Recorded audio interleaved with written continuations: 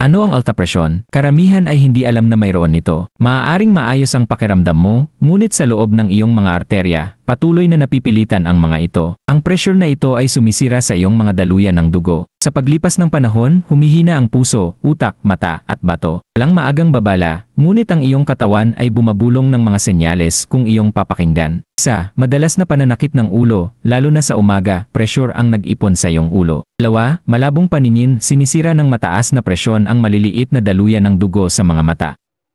Tatlo, paninikip o hindi komportableng pakiramdam sa dibdib, ang puso mo ay mas nagpapagod ng higit sa nararapat. Apat, hirap sa paghinga, nahihirapan ang katawan mo na ikalat ang oxygen. 5, pagkahilo o biglaang pagkapagod, hindi sapat ang daloy ng dugo sa utak mo. Mukhang maliliit na senyales, ngunit kapag pinagsama, nagpapakita ng malubhang kalagayan. Suriin ang iyong presyon ng dugo. Huwag nang maghintay ng atake sa puso para malaman. Baka ilang taon mo nang may alta presyon, ano ang mga senyales na naranasan mo? Mag-comment sa ibaba, tutulungan kita. Sundan si Dr. Parker para mas matuto pa tungkol sa iyong kalusugan.